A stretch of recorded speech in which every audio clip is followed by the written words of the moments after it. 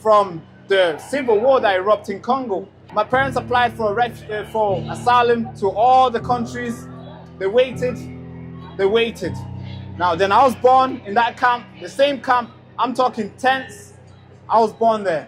Now, we're waiting and waiting and waiting. For 14 years, we were waiting. Now, of course, these guys could choose to wait as well, but these guys hijacked that and they come in the country illegally. Now, the media will brand you guys racist, far right, the worst people here, the worst group here. How come the good group didn't invite me to go speak over there?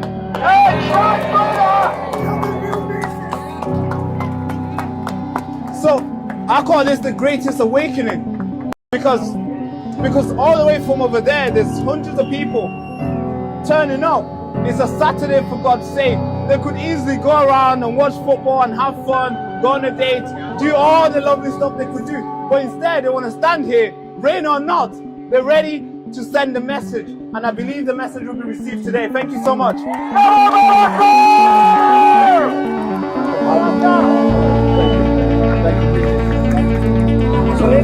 For anybody in the back who struggled to hear this young man's story, one incredible, brave young man. Oh yes, I agree. British Christian values, regardless of his own beliefs. Let's hear it for Baraka. Thank you.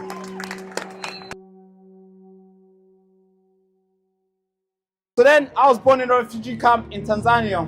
At the time, there's so many people ran there. A lot of people were going there, real refugees, after being butchered from the civil war that erupted in Congo. My parents applied for asylum to all the countries. They waited. Now, then I was born in that camp, the same camp. I'm talking tents. I was born there. Now, we're waiting and waiting and waiting. For 14 years, we were waiting. Now, of course, these guys could choose to wait as well, but these guys hijacked that and they come in the country illegally. Now, the media will brand you guys racist, far right, the worst people here, the worst group here. How come the good group didn't invite me to go speak over there?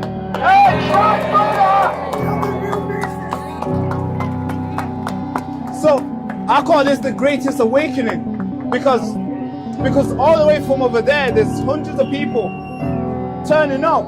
It's a Saturday, for God's sake. They could easily go around and watch football and have fun, go on a date, do all the lovely stuff they could do. But instead, they want to stand here, rain or not.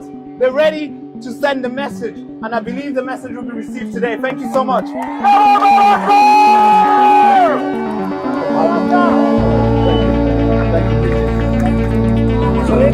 For anybody in the back who struggled to hear this young man's story, one incredible, brave young man. Oh yes, I agree.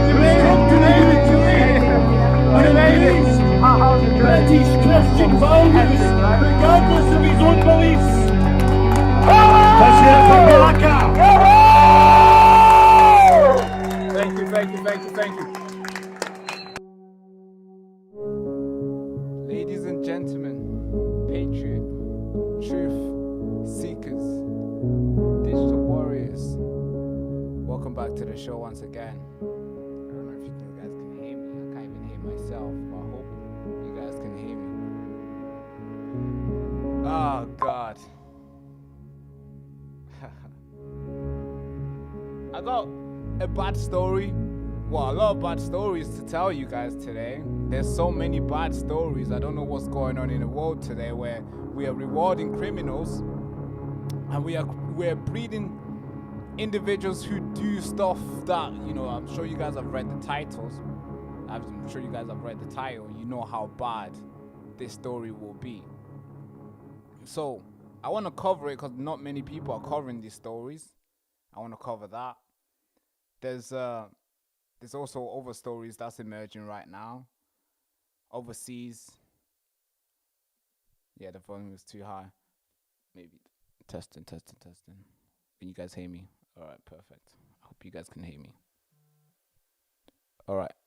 Oh, so you could hear me. It's just that maybe I couldn't hear myself through these headphones. I don't want to wear these headphones, but apparently I have to because then I can hear myself and I can hear whatever I play to you guys. So I have to wear them. But the longer I wear them, it squeezes my face, it squeezes my ears in, and like after 2 hours broadcast, I feel like I've been in a headlock for 2 hours. But regardless of that, we're gonna have to do it anyway.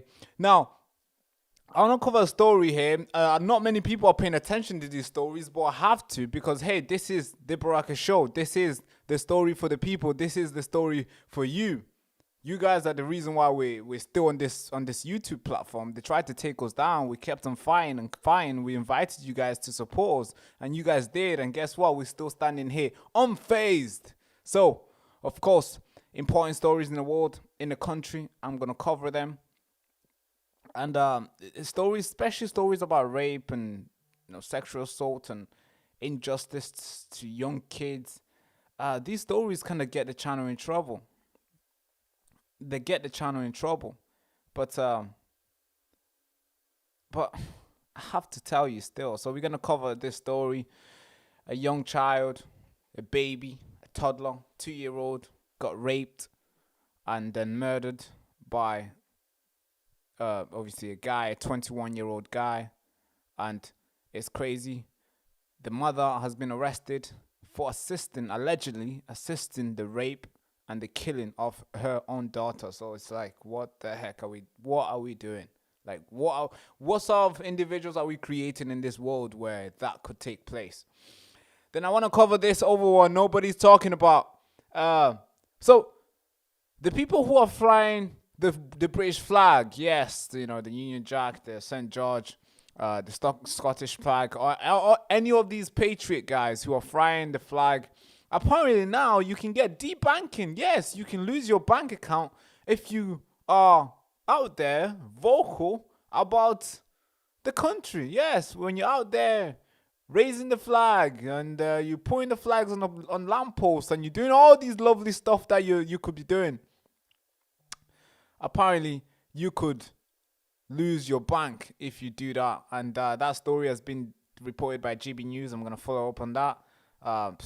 Yeah, I'm going to tell you my own story as well on how that is also obviously is biting myself and a lot of people who I know in the backside. So we're going to talk about that. And the next one is this guy 2 years ago, maybe 3 years, I might add. Not even 2 years. Let me just say 7 months ago, this guy was a criminal, a terrorist.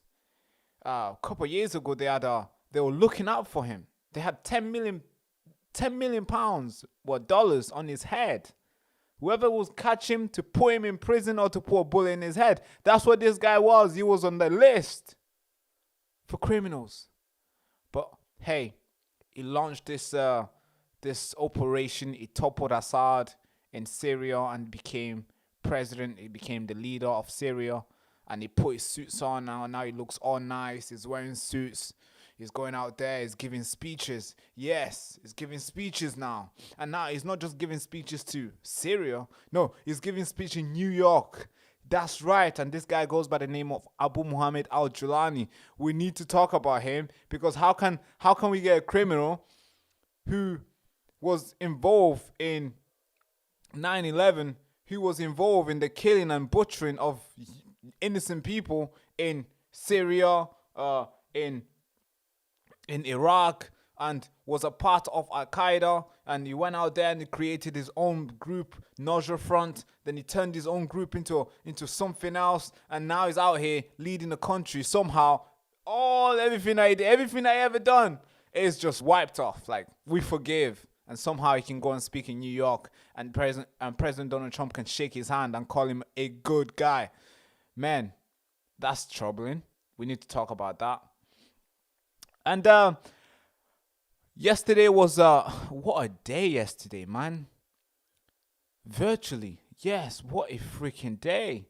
For those people who did not go to church, I'm assuming if you turned into the broadcast that was streamed yesterday, man, it was live.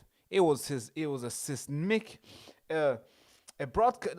The signal was live, and yeah, you could tell that God was present in that stage. God was present online yesterday with Charlie Kirk event.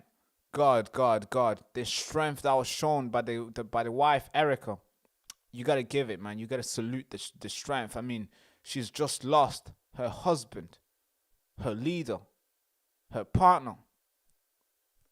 You know, the kids have just lost their dad. And she stood brave, unfazed.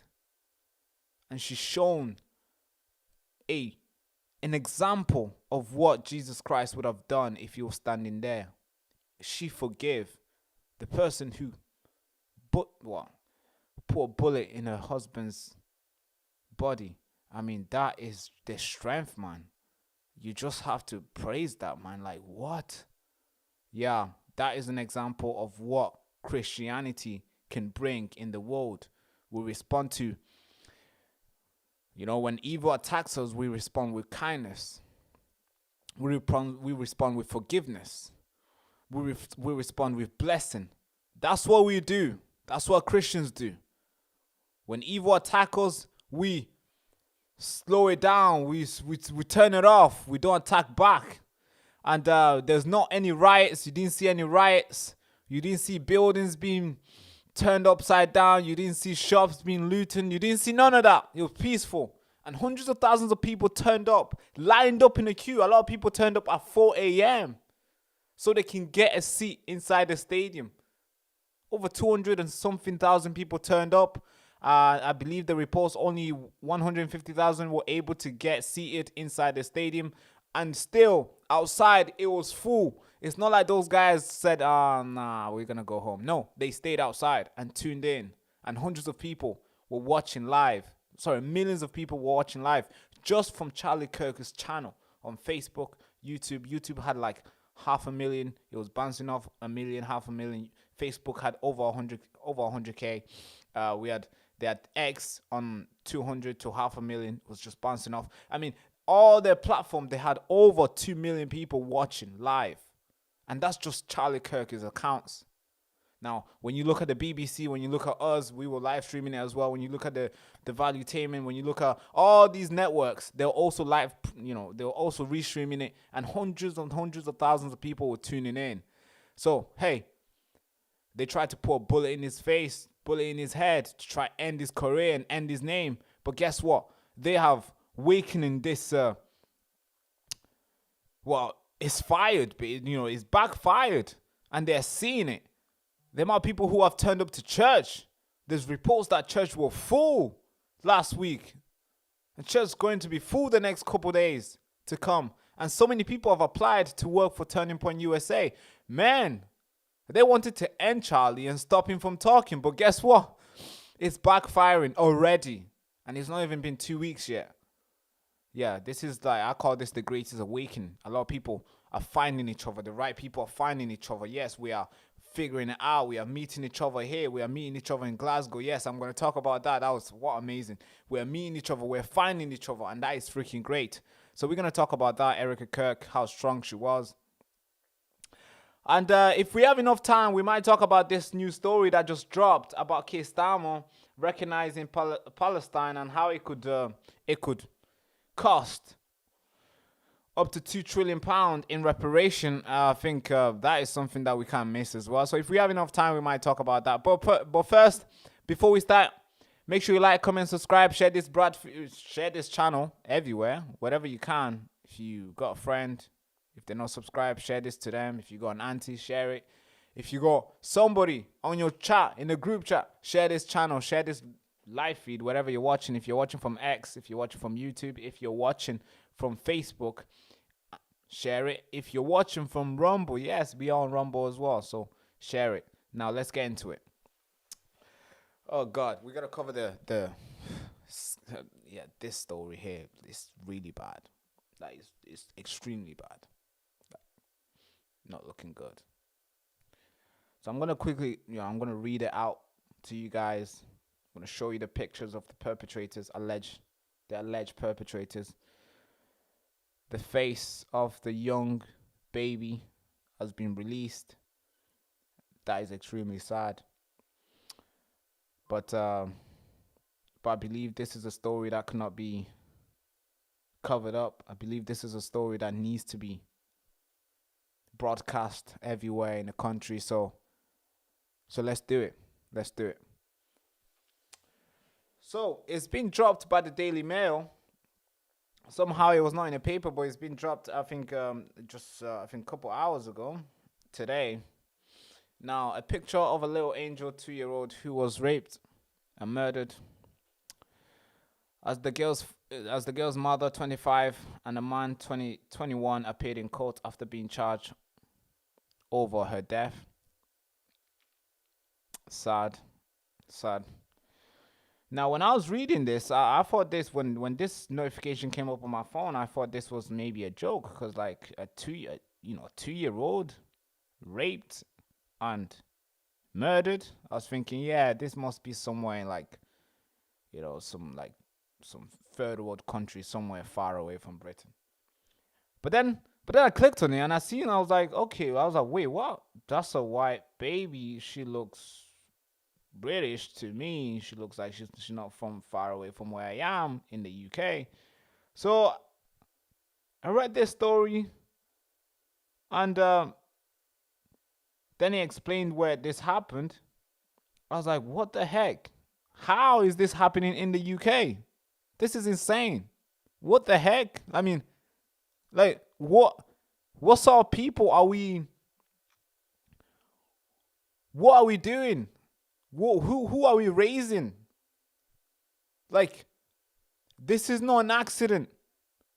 This is not like, hey, this guy was drunk with a mother, 25, and the guy's 21. They were drunk and they happened to get going with a kid. Okay, like, that's insane. So this story shocked me, and to the point where it's not put in every single social media platform. Is scary to me. Not many people have responded to it. Not many people have reported it. And the amount of views that is gotten on Daily Mail is not that big. So I thought, this should not be normal, and this should not be something that should come up in anybody's brain any time of the day. So I want to report this. I want to stamp on this. I want to rebuke it in Jesus' name. And for the people at home, I want you to tell your parents this is happening in the UK, and it needs to stop. Let me switch it back. So, the father of a 2-year-old girl who was allegedly raped and murdered has paid tribute to his princess after the mother appeared in court in connection with her death. Little Angel Isabel Rose Welsh can today be named for the first time after judge lift a reporting restriction barring publication of her identity. The toddler died in a hospital after the police were called to a property in Thornaby, Teesside, following reports of concern for her well-being on September 13th. Last week, Isabel's mother, Alexandra Walker, 25, and Harrison, 21. So I want to show you the picture of these guys. This is the Harrison guy, 21 years old, who has been charged with murder and rape in connection with Isabel's death. That's the guy, 21. Make sure you put his face everywhere. This should not go on. This should not be something I need to report. Like, what the fuck? And this is the mother of the girl, the toddler's mother, who has also been charged with in connection of her death. I mean, like, how can you call yourself a mother? Like, yeah, we're gonna talk about being a mother as well. I got a lot of things to say about that, because I think a lot of people are giving, they don't know the responsibility that they're signing themselves to. But let's carry on reading this.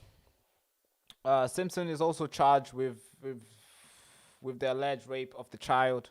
Both defendants are also in custody of causing or allowing death of a child and having been remanded in custody.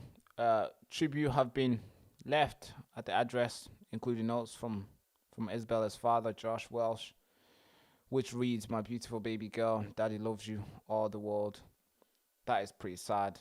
I mean, you should not, like, this should not be a thing that a young guy, I'm assuming Josh is probably young himself, who's probably looking forward to raise this, his kid. But sadly, he has to write notes like this and leave at the address because the mother was not responsible enough to take care of the kid. Yeah, it's sad. Let's carry on. So this is the picture of the little baby. Yeah, I know. Not looking good.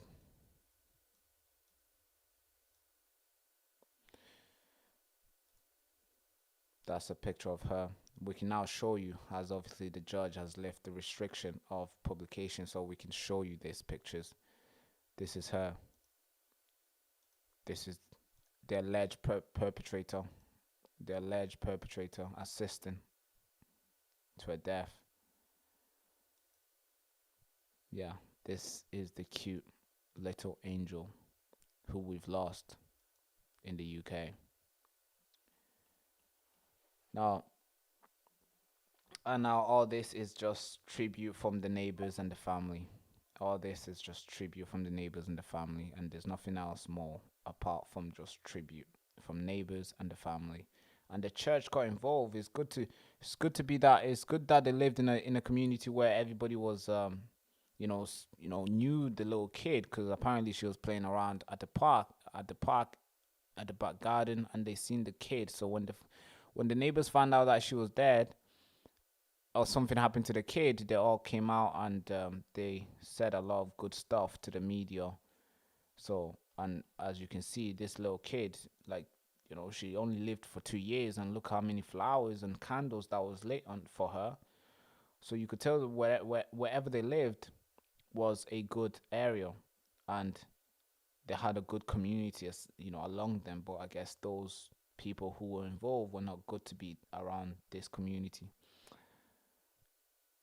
The church has got involved. They prayed and they worshipped and they had reflection and to light candles for her, which is good to see. Right. Now, I want to talk about the marriage and situations here in the UK that we have, because I have a lot. Obviously, I'm young. I assume so. I just turned 24 last week. Last week? Yeah, last week. 11th of September, on Thursday last week. So, yeah, I don't think it was last week. Maybe 2 weeks ago. I don't know. Getting old. Yeah, I guess so.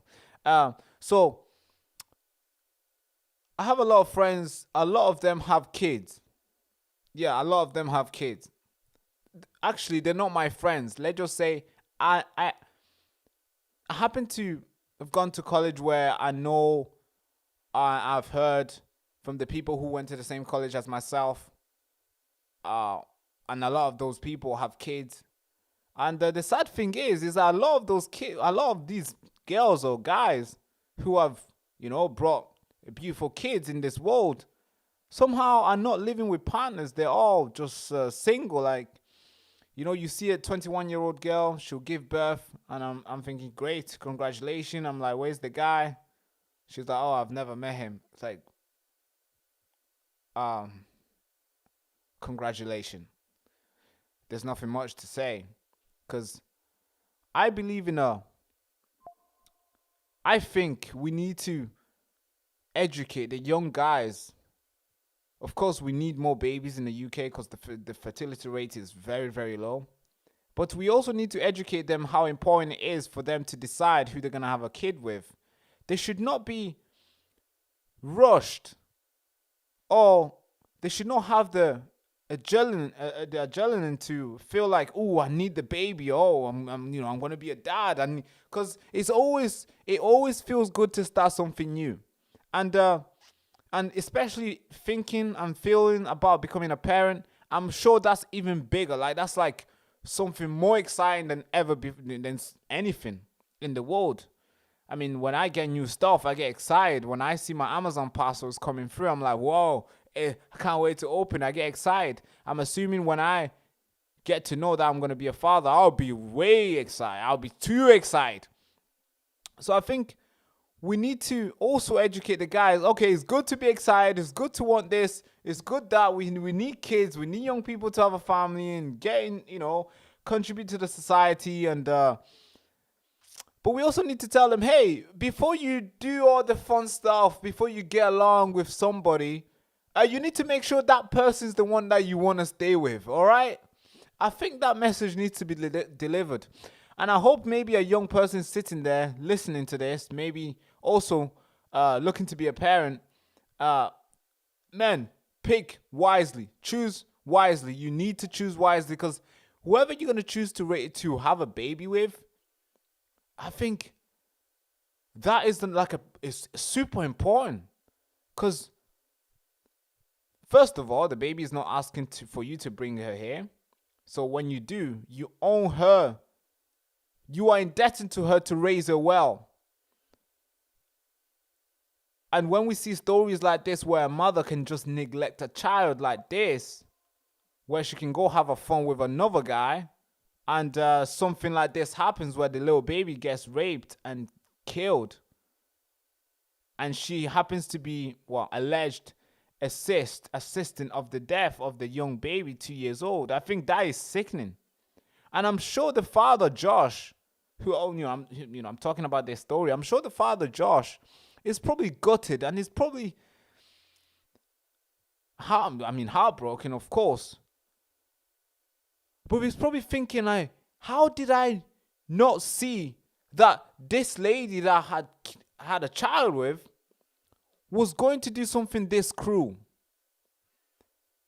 And I think we need to have a lot of young people, not just young people as well, because I see the divorce rate here in the UK is like 40%. So it's like, if you get married in the UK, you're basically saying, hey, I'm signing to this new thing, but there's 40% that this thing is not going to go well. It's like getting in a plane and knowing that 40% of the time getting in a plane, you're going to crash. I mean, hey, I'm walking. No, I'm getting in a ship. It's okay. No, I'm getting the train. All right, I'm not going anywhere. If that was the numbers of, the crashes. So that's the divorce rate in the UK. Now, I was doing a lot of research to try to find if there's any sort of numbers reported for Gen Zs, because the divorce rate is all together. And I'm assuming those are like mid-age, and it goes on like, a lot of age, everyone. But I was thinking if there was something, I think that we need to get a number of like just young people. Maybe we should get like from 18 to 30 or 18 to 28. We need to get that number, because I think that number is scary. Because a lot of people that I know, a lot of people that I've spoke to the last couple months, a lot of them have kids and they don't live, or they don't even know who their partner is. They don't know. They just happen to go have fun, and somehow they got pregnant and they gave birth and they don't know the dad. And that is sickening as well, especially in the black community. Hey, I don't know if this, obviously we're increasing the black side in the channel. So hey, if you're watching this, I'm right. A lot of people in the black community, they tend to go and have fun too much. I don't know why they do it, but they do a lot of these things where they have. Well, let me just stop there. I think the UK government have rewarded a lot of these behavior. Like, hey, you can just go have a baby, ditch the husband or ditch the mother, and you will have all these fun benefits. Because I was doing my research before this story, because I was thinking, okay, so I know so many people who have given birth, all right, young people, and a lot of them don't have their dad or their mother with the kid. They don't live together. And I was thinking to myself, okay, why is that? I mean, that's a stupid idea. Like, how are you gonna go and go with somebody and have fun with them and be like, hey, we're gonna have this intimate relationship, me and you, consensual, of course. We're gonna go out there, we're gonna have this, and this is possibly, this could happen. Obviously, we did it together, and I think it'll be okay for us to stay together and raise the baby, the beautiful soul that we're gonna bring in the world. I think that is a good deal, right? Like, hey, me and you, we did it. Like, so don't go away. I think that's not too much to ask. But a lot of people that I know, maybe they don't even ask that, or maybe they're not even bothered, and they raise these kids by themselves. And then we get stories like this, which is sickening. So I did a little research to find, like, hey, why do these young people, or not just young people as well, but why do girls or guys choose to stay single, like to be single parents? Why do they choose that? I mean, what's stopping them from going and working things out with their partners? And I understand if your partner is abusive, if your partner is beating you up, your partner is smoking, drinking, and it's not safe for you and the baby, it makes sense. And I'm talking from both parties. It could be the girls, maybe could be abusive, or maybe the guy could be abusive. I understand that part. Okay, you guys separated, makes sense. But when you just separate because you're like, I don't want to be with him, I'll do it all by myself, I think that's unnecessary. Because there's a lot of measures that you can take to make it work for yourself and for the baby and for the other person as well. But I want to stay on this topic. So we did a lot of research, not too much, because this information is public, is there. It's been debunked by a lot of people. And I'm currently reading a book about this story itself. I'm gonna make a video about the book, and I'll obviously report it to you guys and all the stuff that's in the book. But so I did a little research that, hey, what is the benefit of being a single mother or being a single parent in the UK? Now, it was so easy to find this out. First one is financial support for the single mothers. It's insane. Basically, it's better for you to be single, raising kids, and not just by yourself, because almost every single thing is like 80% free, like 80% discounts on everything that you do. And maybe that's why a lot of people decide, maybe that's why a lot of young mothers, or maybe just mother themselves, because this is a number across all age, young and old. Maybe that's why a lot of people decide to stay single and be like, all right, nah, I don't want him here. No, I don't want him here. Because they know everything will be cheap for them. They know every single thing they spend will be reimbursed back to their bank account, because the government will take care of them. The government will take care of the baby. Basically, the government becomes their husband. And that's why there's not that much heavy responsibility. And maybe that's why it breeds stories like this that I have to report to you. Now, so first one, financial support. When it comes to financial support, Universal Credit basically takes the bill. If they're under 25, they will get £311 a month. I think that is stupid. You should just go to work, because, like, what are you gonna do with that a month?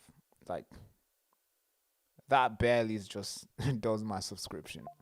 So yeah, so that's allowance for them. It's a standard. This is standard. So maybe a lot of young people now, I know some people now who somehow, almost all young people now somehow they have mental health. Like, I was talking to my little sister, and she was like, oh, mental health. I'm like, just shut up. Don't talk. Don't tell me mental health. What do you mean mental health? And then she's like, oh, mental health. But then we figured out she was just tired. That's it. She was just tired. She just needed rest. She just needed to sleep. But if I was just a normal, if I was like a normal person, I would have just leaned into it. I would have probably like feed her, give her the feedback loop that she's needing, give her the reward that she wants to hear, all the lovely stuff like, oh, mental health, okay, you're sad, all right, oh, medication here, let me sign you here, let's take you to the hospital. And next thing you know, it gets even worse and worse and worse, because the feedback loop has created this big, huge effect in her body, in her mind, and where she feel like the thing is real. So when I was speaking to my sister, I was like, it's just her mental health. I was like, yeah, shut it down. Then we figured it out that she was just tired. And obviously now she's, there's not, now she's out there doing her thing. But if I did feed her off, she'll probably be fully convinced that she is sick with, mentally. But I want to stay with this story. First one is financial support. Universal credit takes everything for them. And next one is child elements with universal credit. Extra money for each child that you take responsibility for. So if you're a single mother, basically every child that you give birth to, somehow the government becomes the husband for the husband to the child, the father, the husband to you to take care of the child. And I think that's a gross way of putting it anyway. And I think that's not a good way to bring people up. I think the government doesn't do that much. They incentivize you to stay lazy and do nothing. And they basically, that's why they can do everything that they want to the child. And that's why they can teach them to hate their own country. That's why they can teach them to do all the silly stuff that we've seen a lot of young people doing today. So child cost, the government will take care of that. Housing elements, the government will help with rent and mortgage, interest payments, limited work hours. So you'll be able to work less. I think this is about work. So if you apply for a job and you tell them, hey, I'm a single mother type stuff, you're probably able to get less hours. Okay. Child benefits, you'll be paid for each child under the age of 16. Working tax and credit and child tax credit. You'll be able to get all these credits. So there's so much benefits of being a single mother. Like you gain all these things. You gain like 80% off on, you get free school meal, healthy start voucher. You get all these vouchers available for child in lower income household. You get all these things for them. There's so much benefits here, man. The list just goes on. You get, they reduce your council tax bill down. So you get all these things. So basically what the government is doing is that they would, because when you look at this and you're so logical, yeah, when you look at these benefits that you get, it's so like, for somebody who's maybe a little bit lazy, they'll buy into it. They'll think, yeah, this is a better trade. And that's why we have a lot of young people who are quickly to give birth without knowing who the guy is, or without planning their future, or without even having a little glimpse of what the future might look like with the person who they're sleeping with. And then they give birth, and then they stuck. Now they look at their trade. Now they look at their options. They don't have that much options, and it seems like this one is the best option for them. And that's why they always lean into this. And that's why we have a lot of single mothers in the UK, and the divorce rate just it just keeps on going up. I think it's gone down, to be fair. Last time I checked in 2022, it was 43% or something. But today when I checked, it was 40%. So I think it's gone down. It's 40.6%. That's the divorce rate here in the UK. There's not a number for young family, young kids, young mothers. But we need to find a number for that, because I think that number is scary. Because a lot of my friends, not my friends, but a lot of, when I meet an old friend, they talk to a lot of people from college. So they tell me what's going on, and I'm thinking, wait, what? She got a kid? Really, bro? And the guy's like, yeah, she has 2 now. I'm like, what? Who's she married to? No, she has 2 baby father now. I'm like, wait, what? And she's living alone. And then another one is like, oh, she got a kid. Oh, great, congrats. Single mother. So many single mothers. I mean, I want to see a wedding, for God's sake. I want to see 2 beautiful young guys, young girls, together, pushing the pram and raising the beautiful child. I want to see that more. Then maybe we'll avoid such a tragedy like stories that I have to report to you guys today. Like this one, where a little baby basically raped and killed because their parent was not responsible enough. We've lost her now because we're not responsible enough. That is scary and that needs fixing. As you can tell, I'm passionate about these things, and maybe that's why the channel gets demonetized and gets censored every time when I report stuff like this, because nobody else does it. Somebody has to do it. Yeah, I just do it. Like stories that we got demonetized for was basically about these. This is what we report, like, you know, assaults, you know, violence against women and children, violence against the British people. We report those things. Injustice against the British people. We report those things, and we get punished for it. And we guess what? We're still doing exactly the same thing because we are standing unfazed, and we are here to tell you the truth and tell you the stories that the mainstream media would not want to point their camera on. So this is the story for you. Make sure you share it everywhere.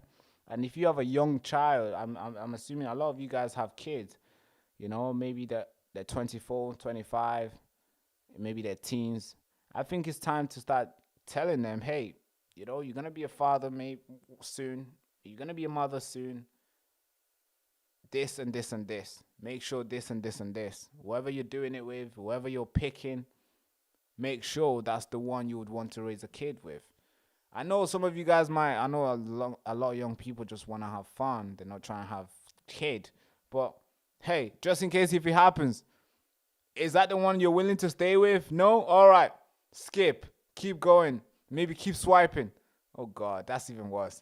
I want to make a video about the swiping, the dating thing, this online dating. Wow. Something needs to be done for Tinder and all these Bumble apps. We need to like ban all these apps. We need to get people to be able to go outside and talk to girls, like actually, like man up, chin up, and say hello. You can't have a guy sitting in his room, jerking off, swiping, you know, having all the subscription. Obviously I'm not on Tinder. I don't have all these things. I've never had it. I don't do all these online swiping stuff. If I like somebody, I'm going to reach out to them, or I'm going to just go to them and talk to them in real life. But apparently the subscription now, guys are paying like hundreds of pounds a month just to keep on swiping. And all these online dating apps, they're signing up subscription, and subscription goes as high as £50 a month just to keep swiping. And the numbers are insane. You got to swipe like 300 times just to meet 5 people? What? Really? No, I think it's better off you keep your £50 in your pocket and you just pay for a bus pass, go to town. I'm sure you're going to find a beautiful lady. And if you approach it properly, you talk to her properly, she'll give you your number. And that's the first time you guys meet. That's basically your first date. Done. Because she's just seen you in real life. You don't have to dress up. She just met you. You just met her. And you guys were not ready to meet each other. So that's the way life will be. You're always going to see each other without being prepared. But when you meet each other online, you're going to put on this look. You got to do your makeup. Sometimes you're putting, your pocket hair. You're putting, all these lovely stuff. And, you're doing the makeup just to go see him. Then when you get home and you go back to your normal face. I mean, it's a lot of fake stuff that goes into place for the meeting to happen. And maybe that's why a lot of meetings don't take place after people get matched online. So this online dating thing needs to be cancelled. I mean, that's a long bow. That's a big bow. I'm not ready to take that on yet. But I think in the future, I think we need to cancel that. It's driving the society crazy. And that's why the fertility rate in the UK and in the West is very low, because we are relying on guys and girls to meet each other online. But when you go to countries where they don't have to meet online, they are outside. They are reaching each other up in church. They are meeting each other in church. They are meeting each other in the park. They are meeting each other in school. They are having this normal, real, genuine relationship with people showing interest for real. But today we're just having people swiping just for the cause of pleasuring themselves. And that's why we have stories like this. But hey, that was 45 minutes of me talking about one story. Hey guys, I got like 7 stories to cover. Wish me good luck. I cannot do 45 minutes on each. So, fuck. Now, I'm not even looking at your chats today, but I would like to see what do you guys think about this story? This young baby who we just lost, little angel, 2 years old, who was raped and murdered. The mother has been arrested. 25-year-old. Man has been arrested, 21-year-old, for assisting of the rape and the murder of this young little angel, 2 years old. What do you think of this story? Let me quickly check your chats. What do you think of the story?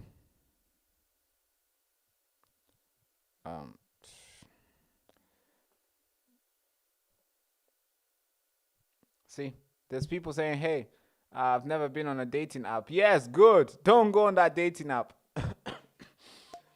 I've been on this dating app not to look for a girl. I've been on it to see how it was. Like Tinder. I've never found anybody on Tinder. And if I think I've had Tinder on my phone maybe for like few hours because I wanted to see how it works. And as soon as I got on it, I kept on swiping to find out like what happens. I kept on swiping. I'm going fast. I'm swiping. Man, I was swiping so fast on Tinder. And the next minute it says, hey, you're out of swipe. I was thinking, wait, what do you mean I'm out of swipe? I'm here to swipe. And it says, hey, come back 12 hours later. Wait, what do you mean 12 hours later? And they say, you can sign up to this, these subscriptions, and you can pay this much. I was like, I'm not interested. I'm not ready. No, I'm not that desperate. I'm gonna go outside. I'm sure I'm gonna meet a lovely lady. So this this online dating thing needs to be cancelled and needs to be stopped. Now, yeah, this story is insane, man. I just seen your chat. Poor little baby. This story is insane. Yeah, hopefully prevented by Skynet. Yeah. Story is insane.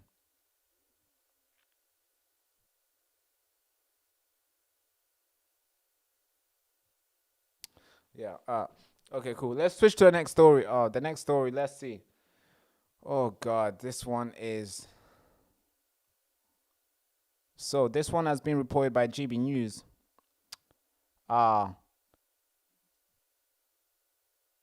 Just now, it's been reported by GB News.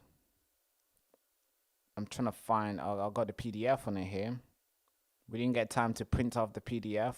So, I'm going to quickly just put it on the screen and read it out. So, next story.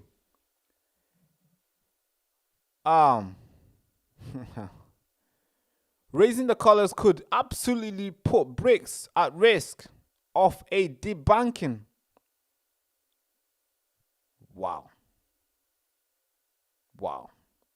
Just reading that just makes everybody feel like they are in trouble already.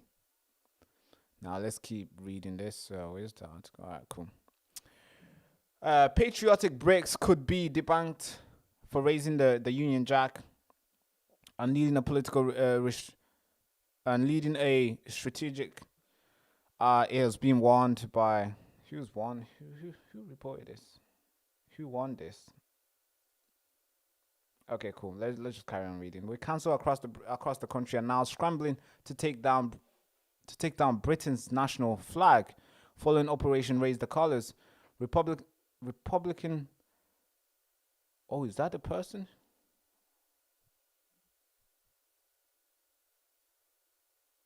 Wait, hold on. Let me find out who Republican strategist Cheslov really is. Give me a second. Who are these? Why are they trying to debanking people for raising the colors? That's insane. That's it. Well, imagine getting debanked because you raised the color of the flag of the country. Give me a second. Let me try to find out this thing. Okay, cool. They have Oh, no way. It's actually real. Shit. Oh, I thought this story was like Okay, I thought GB News, because sometimes I don't like GB News. Sometimes they report some random stuff too. They, everybody has their own narrative to push, but this is actually true. It's been reported everywhere. Okay, let's go back to GB News then. Okay, so this is real. It's happening. You could get arrested for raising the colors. So now, Mr.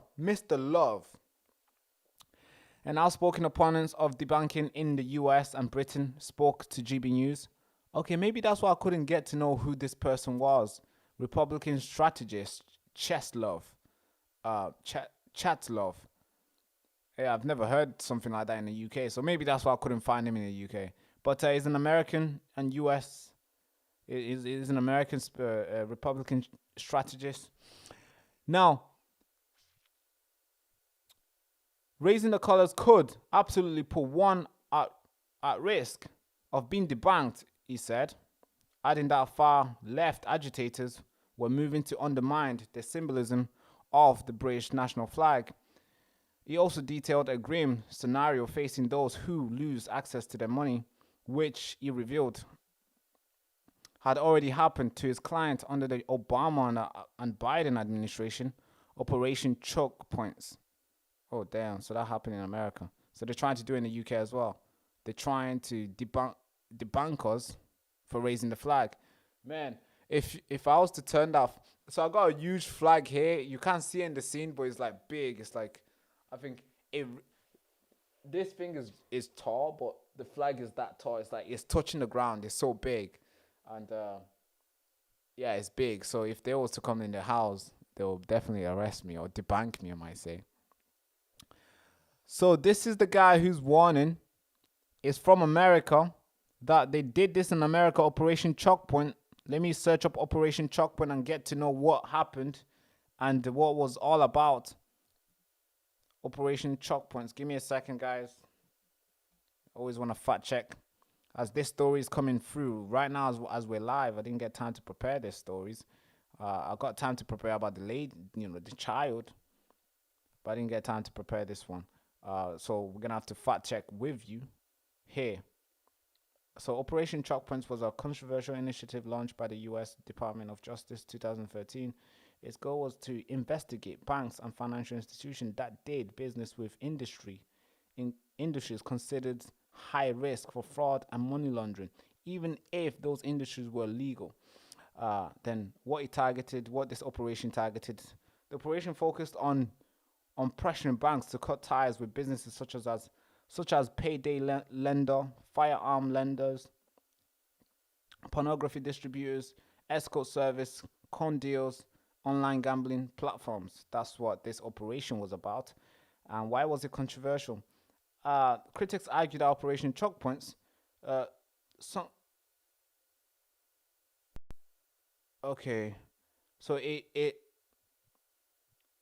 it went past the legal route by indirectly shutting down legal businesses. So that's not good. Circumvented. I don't know what that is. What is circumvented? So it's a way to avoid or get around something. Okay, makes sense. So they basically got away from due process to shut down banks fast and quick. Alright, if that's what they're gonna do in the UK, then we're in trouble. Used informal pressure rather than formal regulation. So it was a department basically to go around to shut down, to pressure banks to take individuals off their platforms. That's sad. That's scary. Basically the story ends here. No, the story doesn't end. So let's go back to the GB News story now. I quote, this is what Mr. Love is saying. Mr. Love from the United States. I quote, it's a terrifying experiment because all your access are tied up in, and particularly one institution. It's like somebody stole your wallet. It would ruin your day, Mr. Love said. End quote. I wish I had it all here on the paper, but I have to keep scrolling here. So and it's small little words. So I have to keep scrolling and keep reading. It's like electricity. You turn off the switch, you turn off the you turn on the switch, and you turn off the switch off. You are not thinking about the utility company every single day, and you don't want to think about your bank every single day. Yeah, that's right. Yeah, that's really right. It would be so sad for me to go to flipping corner shop, double tap my phone, and my Monzo comes up, and I tap my Monzo on the pay machine, and it says, "Hey, because you raised the flag, this bank has been closed." I mean, that would be insane. And then I go back to my Halifax and do it. Oh no. Then I'm thinking, that's the 2 banks I have. What do I do now? Let me try to go get my money out. Money, oh no, you can't get it out. What? That's basically what they're trying to do. But I quote again from Mr. Love. But the fact that you have to walk around as a conservative and be worried about whether the government is going to turn off your financial system is similar to if the government is going to simply turn off the lights in your house because it doesn't like what you said on Twitter one day. That's right. I mean, that's what we hear today. There's like 30 people getting arrested every single day. So I would not be surprised if this is actually going to be happening in the UK. So let me keep reading through this story. Mr. Love from, Mr. Love from the United States. So I quote again from Mr. Love. We've seen this happen in the US today. You have liberals in the States who are saying the American flag is fascist symbol, that the symbol of racism, that is also a symbol of racism and is a symbol of oppression. Wow. And it carries on. Now you're seeing the same narrative being pushed by the same far left agitators across the pond in the UK. Well said. Right now I'm just reading what you say. I quote again, you can't have a country that needs to be fighting against China, Russia, and all those other powers that want to see the UK fall. You can't do it while also having to fight a internal civil war. That's right. It becomes really hard. It becomes really hard to fight an outsider and and somebody from the inside. You're gonna lose. Let's carry on reading this again. That's really what these people are trying to push in the UK, to do in the UK. They want a civil war in the country, so you guys are distracted and that they can take over. That's what they ultimately want to do. People need to stand up and say what's right. The Union Jack flag represents something significant and cultural value for the UK. And the idea that the national flag is somehow offensive is ridiculous. But if you have to fight against that, you can't allow that to happen in your country. Because once it happens, once you lose it, you lose your country. I think that's right. I agree. And then, yeah, this is scary, folks. If this is actually true, then I don't know, I'm not sure what will happen. Because this is GB News breaking down. This is only them. They're the only ones who have broke this story out. So there's not any sort of major reports from the government itself or some councils who have tried, or maybe some banks who are trying to do this. This is GB News getting their reports from Mr. Love from the United States. So, and GB News is becoming very credible in recent years, in recent months, to be fair. They are becoming the top watched TV station in the UK. So they have a lot of credibility now, and they've started to create that and grow that. So if this is true, I mean, I wouldn't not be surprised, because there's a lot of people who have been arrested for tweets, Facebook posts. People are getting arrested all the time. And there's a video that's emerging right now that's gone viral of a young kid, or maybe mother, opened the door and she's seen 2 police officers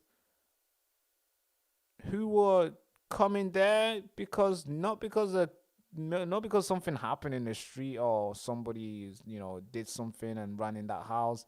No, they came there to take the phone away from the child who's resides in the house. That's what police officers are doing. So I would not be surprised if they want to turn off your bank because you're raising the flag. And the new reports are also coming in that it costs the councils the same amount of money to take off the flag and repaint the roundabouts than it does to fix the potholes. But what we've seen the potholes remaining the same and even getting bigger and bigger, to the point where if you are driving a small car, your car might get stuck under there. It's like the hole is so big, like you don't want to miss it. You're gonna have an accident if you miss it because it's so big and heavy and deep.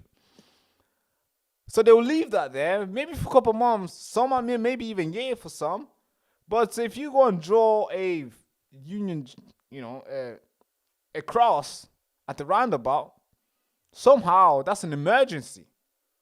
It's an emergency. They're gonna get 50 people on that job. They'll send everybody. They'll get police there. They'll get everybody there. They'll stop the traffic for the whole day until it dry off because they want to paint it on. They want to repaint it on, remove the colors. So if they're able to invest that much money, I would not be surprised if they bring up this new way of attacking people by saying, hey, we're going to close your bank if you raise the colors. I would not be surprised. I would honestly not be surprised. So, but yeah, that's the story. GB News broke it. There's not that much clip to show you because this has just been broken today. And I think I'm the second person to break it down. So, hey, you are hearing here first, I believe. This is the Baraka Show. And I have to prep myself for that. Thank you. Now, what other story should we cover next? I want to leave Erica last because I think that story is powerful. It's beautiful what we've seen yesterday and what we're going to be seeing from Turning Point USA the next years to come. And I believe she's going to send a huge message. She did at the stage. And I believe she's going to send a huge message to those people who tried to silence her husband. And trust me, Charlie Kirk is not gone. I think so many Charlie Kirk have risen now. So many. Wow. It's so powerful to see what she did yesterday. The strength. Yeah. So we're going to cover that story next. But let's cover this story about... I'm going to have to leave some stories out, guys. Sorry, I'm going to have to cover them tomorrow. So, the banking breaks, we've done that. We're going to do... criminalized not to pay... Fucking hell. Shit. What are we doing in this country, man? What? You're going to be criminalized, you're going to be put in jail, and you're going to get a criminal record if you do not pay your license fee. Okay. That is scary. That should not be happening. But guess what? Because we're living in the United Kingdom, that could take place. And this is what they want. If you don't pay your BBC license fee, if you don't want to watch the BBC, the biggest, the British Broadcasting Corporation, if you don't want to watch that, you could. If you don't want to pay it, let me say that, you could be criminalized, maybe even spend jail, receive jail sentence because you didn't want to watch the BBC and you didn't want to pay for it. That's sad because it's crazy because my parents pay for that. They don't watch TV. I mean, the reason why there's a TV in my mom's house is because of YouTube. That's it. That's literally it.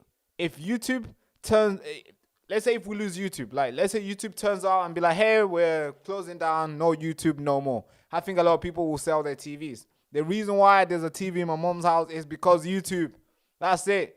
She's probably watching me right now because she's not out there watching BBC. She's not out there doing all this thing. She turns, literally, as soon as you turn on YouTube, the TV at home, the first thing they do is click on the remote. Yeah, it comes on the remote as well. You just click the remote, you go straight on YouTube, and you carry on watching whatever. She watched the news on there. She watched all the songs and everything.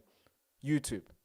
And YouTube has become the second most watched platform in the UK. Second biggest. And when it comes to news and all these lovely stuff that people get, like us, what we do here, YouTube has become the first one. The top two. The top two in the UK.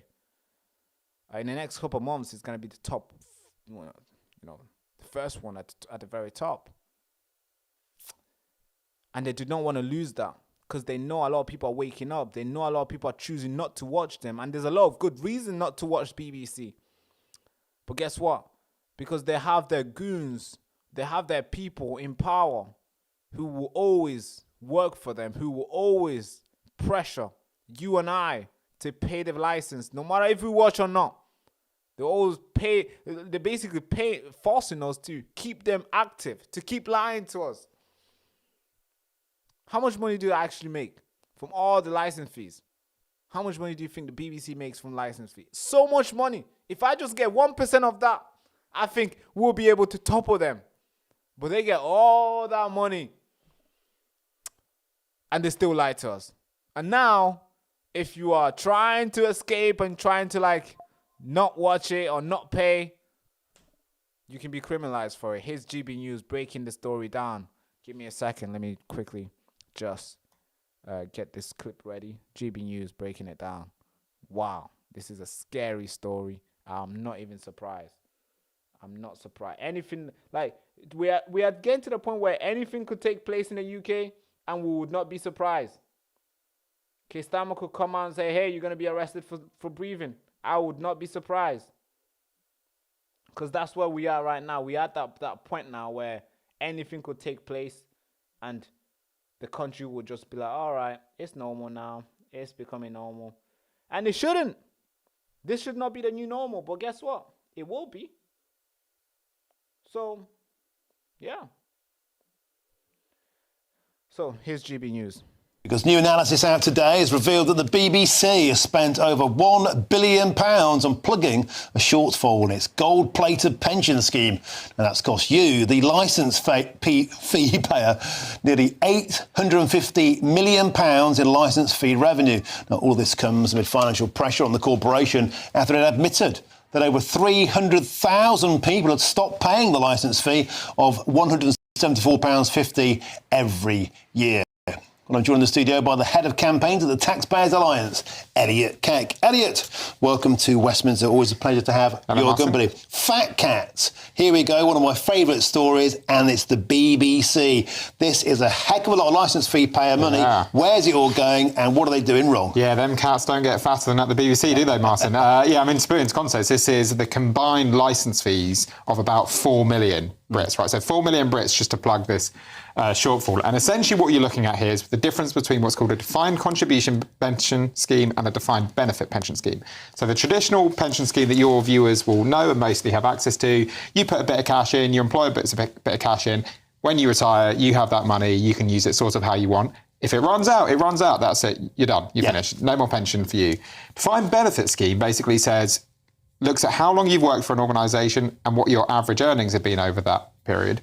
And then you get a guaranteed pension for the rest of your life when you're retired. It doesn't matter how much is in the pot. It doesn't matter, the pot could run out, right? But you're guaranteed that money. And what the BBC have found essentially is that they didn't have enough money in their pot, in their funds available to the people that had retired. And as a result, they've had to pump in £1 billion more.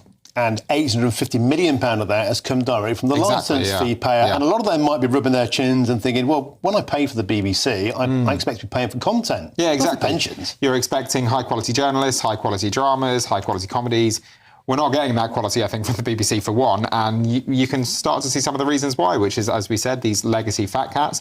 They have now changed their pension scheme. So they now use this defined contribution pension, again, which, as I said, is based on actually how much money goes into your pension pot. But for the millions of people that pay for the BBC, for your viewers at home watching this, if they're not happy with how their licence fee payer money is being used, their only option is to obviously stop paying the licence fee. But of course, that means that if they watch any live television at any point, they risk a prosecution because that is illegal under British law to not pay to watch live television without paying the license fee. But a lot of people are looking at this and thinking the numbers don't add up. Yeah. They seem to be stretched quite thin in their editorial remit.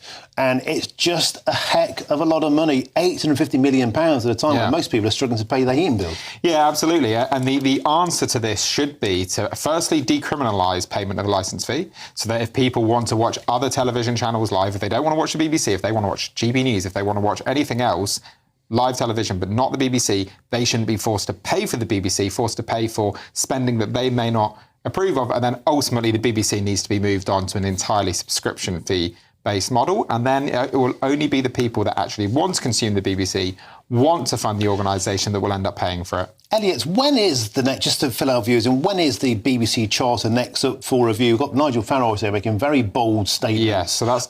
is it 2027, I believe it is. Okay, so it's a long way away. Yeah, but of course, they'll start those negotiations next year. Yeah, could a future government, if there were to be a change of government, start to put real pressure on the BBC around things like this?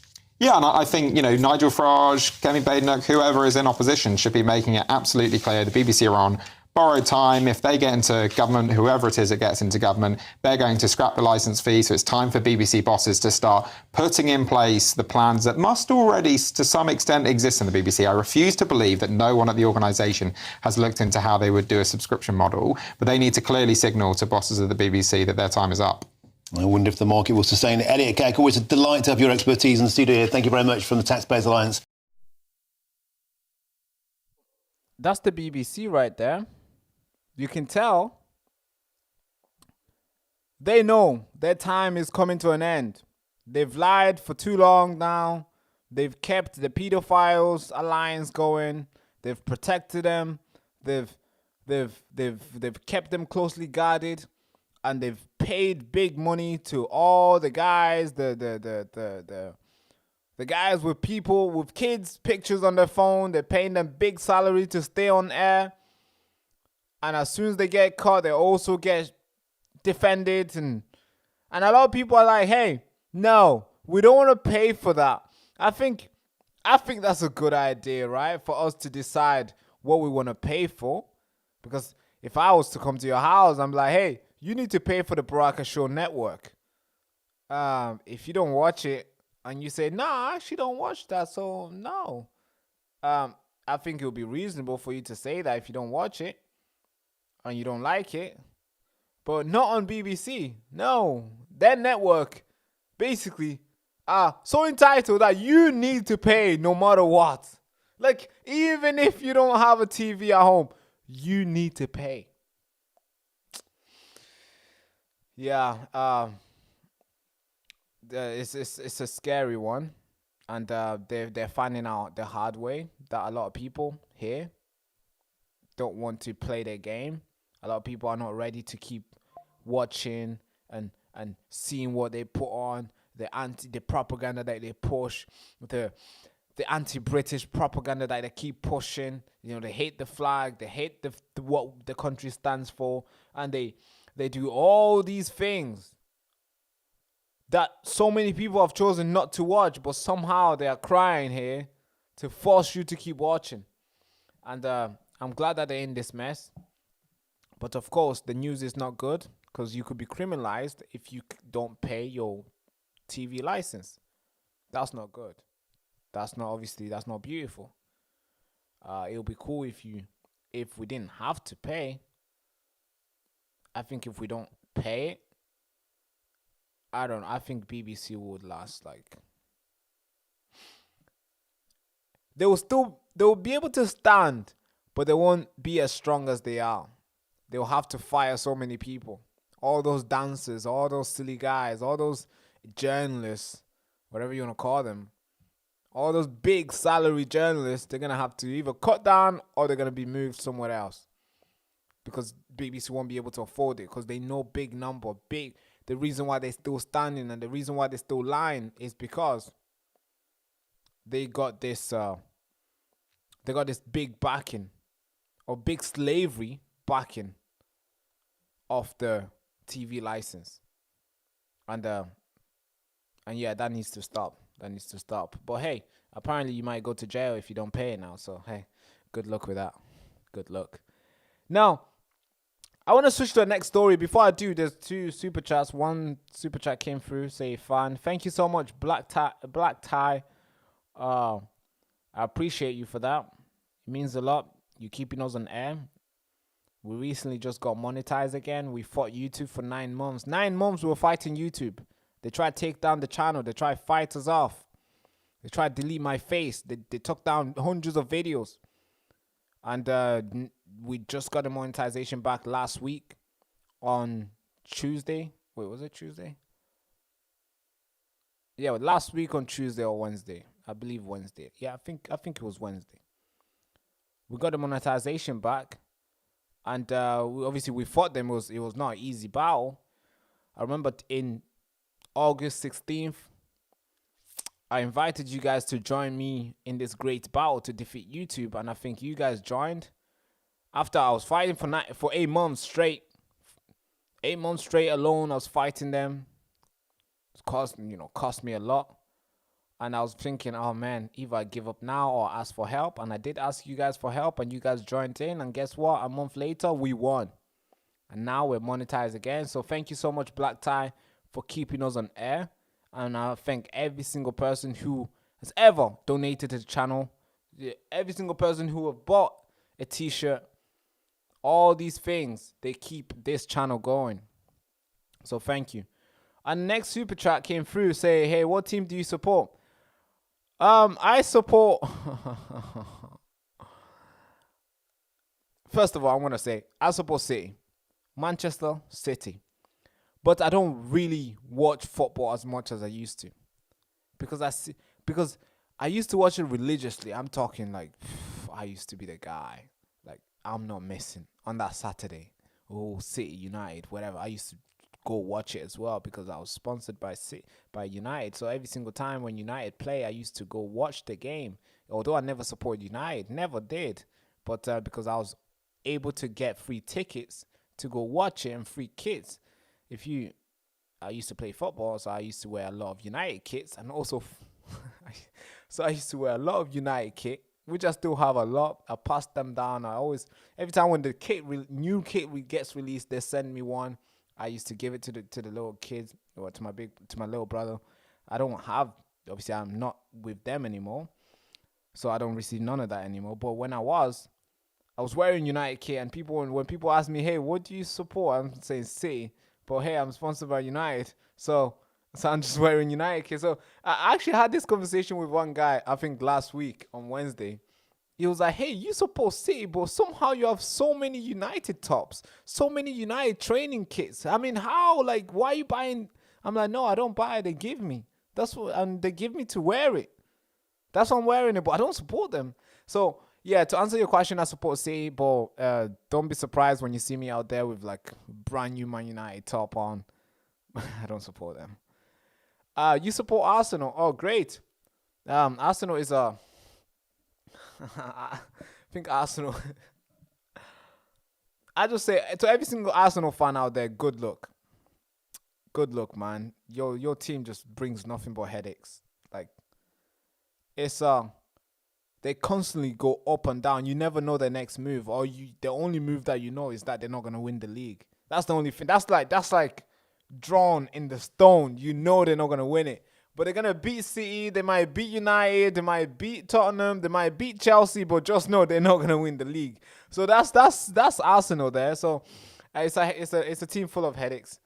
But yeah, the team I support, to answer your question, is Manchester City. But don't be surprised if you see me with any sort of kits on, because I don't really support.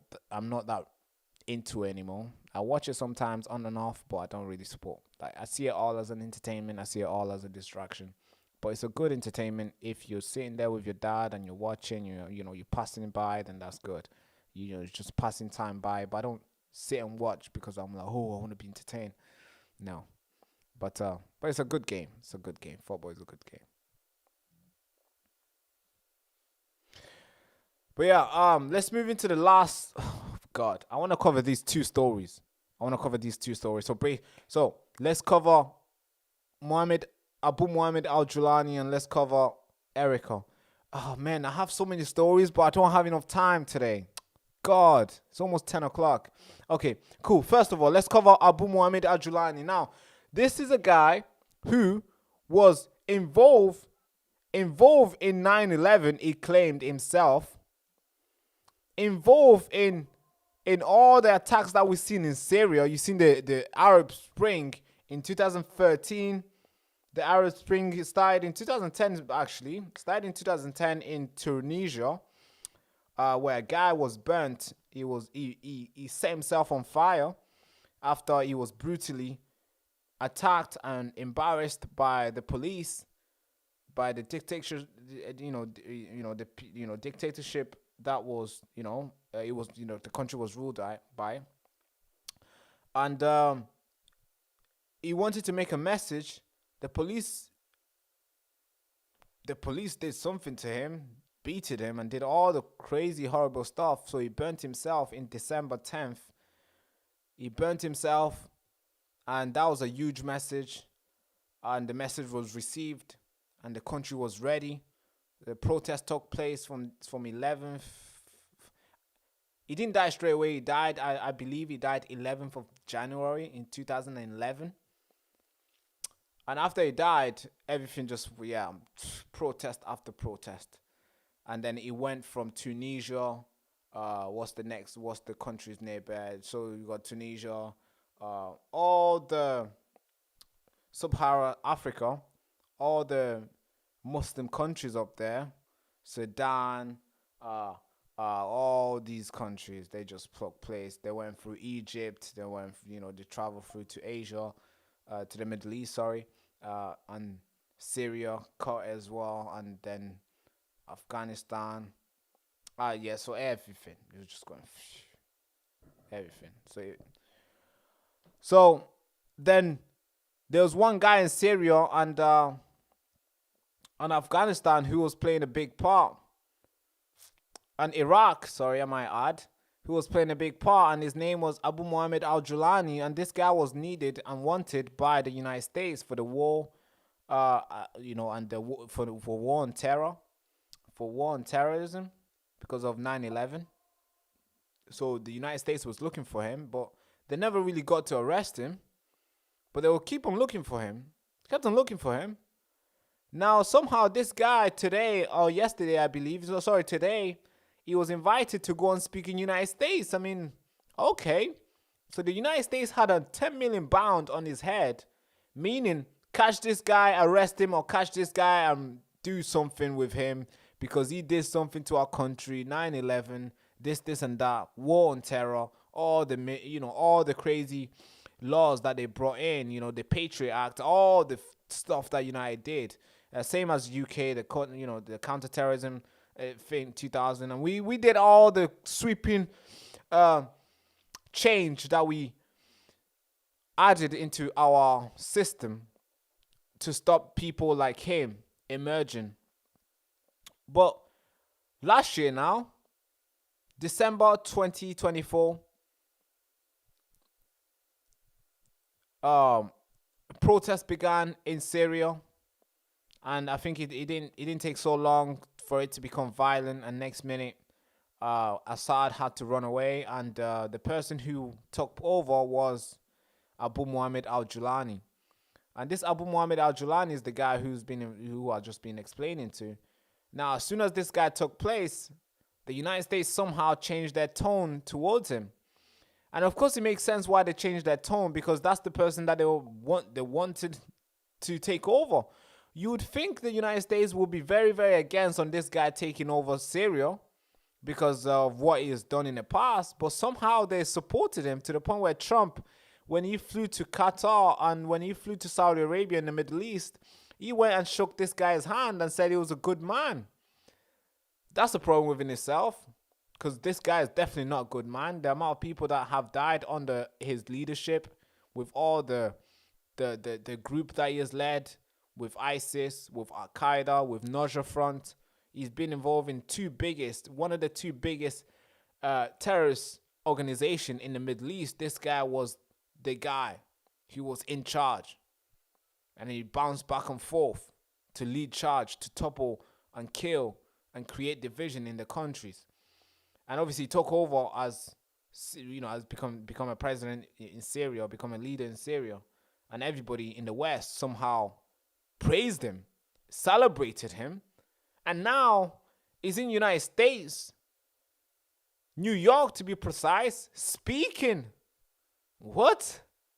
He's speaking. And I got a video here that's just been added by the team in the folder here of him shaking Marco Rubio hand. What? Really? That's terrifying. That's scary. That should not be happening. And this is the video I need you to watch. So let me quickly just prepare it up. And yeah, I want you to watch this video. This is the criminal that killed and caused problem to a lot of people's lives. But somehow, because the United States wanted him in power, he's somehow a good guy and everybody should shake his hand. I think that is embarrassing. That just changed the tone of the United States. They go against terrorism. They stay tough on terrorism, but somehow when they prep a terrorist and put them to lead some country, somehow they look the other way. I think I have a big problem with that, because that's not good. This guy should be arrested for sure. Here's a video I need you to watch. سيد الرئيس، هل سترفع الولايات المتحدة العقوبات؟ هل تعمل Thank you, press.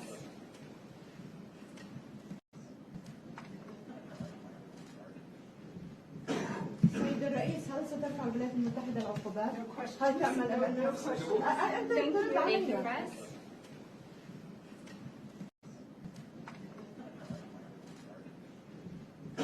سيد الرئيس، هل سترفع الولايات المتحدة العقوبات؟ هل تعمل Thank you, press. You think that's not a, you know, you've probably seen that video that I'm just playing here and you're thinking, Barack, that is just a video. Could you give me a report of a lady or somebody reporting fully this guy's background? Yes, I will give you a full reporting of this guy's background. Here's a video I need you to watch. I need you to watch this and pay attention to who this guy really is and what he has done.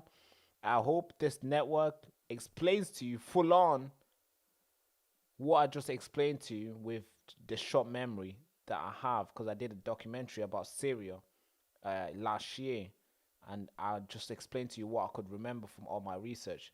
I'm assuming this network has more information, so watch this video. This is impactful. And this is scary, that the United States now are willing to turn the blind eye. Well, it's not the first time.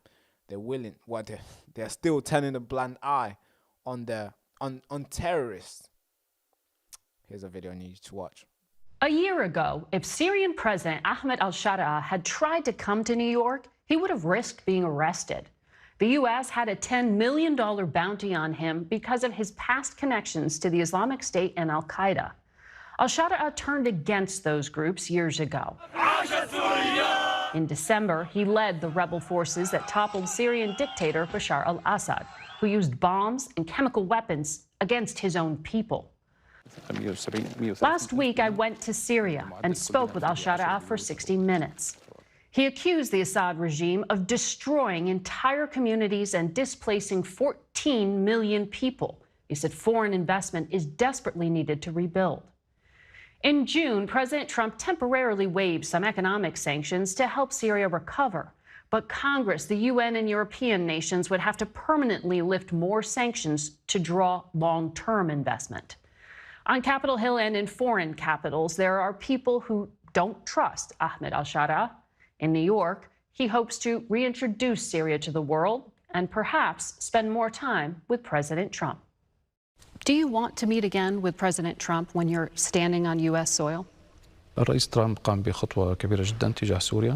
President Trump took a big step towards Syria by lifting the sanctions with a quick, courageous, and historic decision. He recognized that Syria should be safe, stable, and unified. This is in the greatest interest for all countries of the world, not just Syria. I believe the answer is yes. We need to discuss a great many issues and mutual interests between Syria and the USA. We must restore relations in a good and direct way. Many of the officials that I spoke to about you describe you as a pragmatist. Other skeptics say that you change to meet what you need to be in that moment. And that's important to understand who you are and the direction you're taking Syria in. Are you saying that you are just a completely changed man? I don't entirely agree with the description of pragmatist, because in Arabic, it has some negative connotations. The point is, let's look at what's happening now, regardless of what was said in the media. Today, we have really saved the people from the oppression that was being thrust on them by the criminal regime. And we have restored hope for the people who are refugees or internally displaced, so they can return to their homeland. We supported the people who were bombed with chemical weapons. We also confronted ISIS. We expelled the Iranian militias and Hezbollah from the region.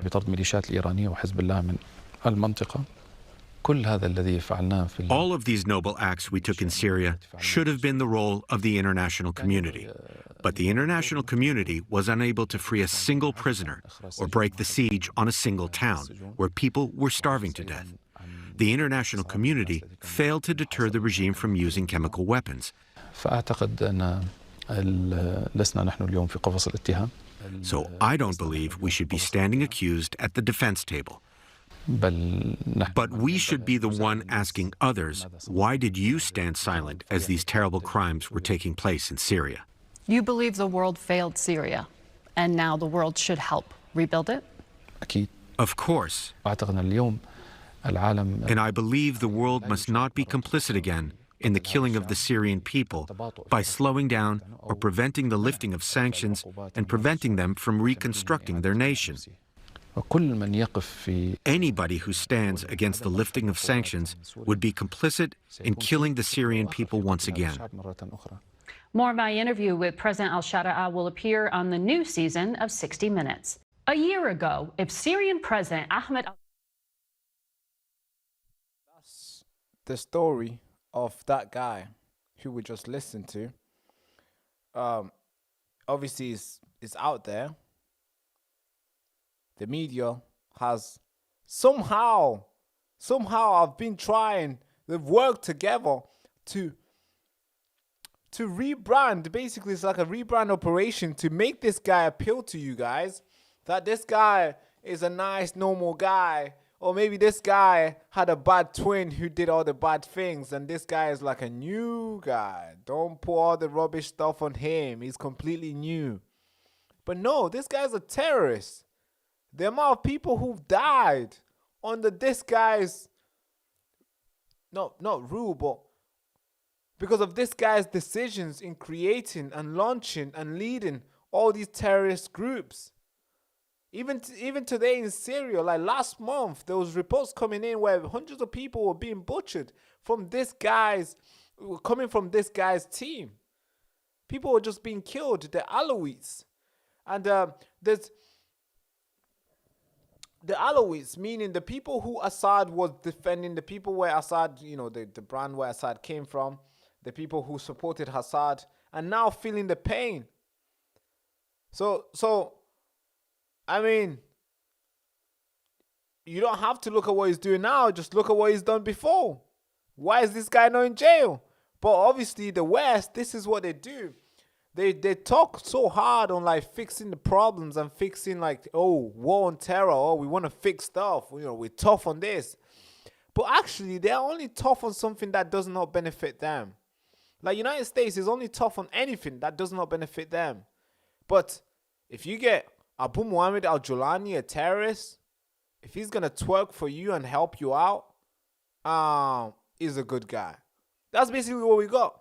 This guy should be in prison. This guy should be jailed long time ago. But no, he's not in jail.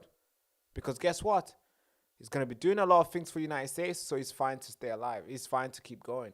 He's going to be doing a lot of things in the West, and he's fine to keep on going. And it's because it gives them, the West, a good reason to fight again with all these Middle Eastern countries. They don't want Syria to be the next big city it used to be. They don't want Damascus to be the next biggest city, town it used to be. That's where civilization started. That's where all the lovely stuff started from. The first ever city in the world, Damascus. And obviously we wouldn't want Syria to be good, do we? No, we want it to be destabilized. We want them to keep fighting. So then we have a reason to go over there and launch some operation to save the people. We have a reason for all the bullets for all the bullets and weapons that we're building. We have a reason to use those bullets. We have a reason to use those machines. That's why we want those countries to stay destabilized. We wouldn't want peace there because, hey, we got nowhere to use our machines. We got nowhere to use all this investment that we're putting in Department of War. What's Department of War going to do then? Because that needs doing something, right? So that's why we need all these countries to stay destabilized. And that's what I think. He should be jailed. He should not be in the United States, in New York, talking to President Trump. I think Trump has more respect. He deserves more respect than that. But of course, obviously, this is the plan. They get a guy who they know will cause trouble in power, so then they can have a reason to have and launch their operations, whatever. Operation Save, whatever. Operation this. But that's Abu Muhammad Al-Julani. I'm deeply shocked, to say the least, about this guy being in the United States. He should be jailed.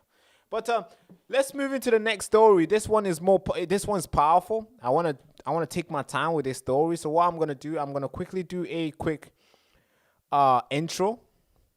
I'm going to quickly do a quick intro to this story.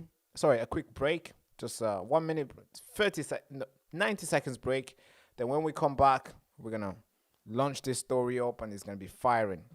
Because this is the last story, folks. So brace yourself for an impact. We're going to have to deliver it good because this lady deserves good segment. This lady deserves beautiful introduction.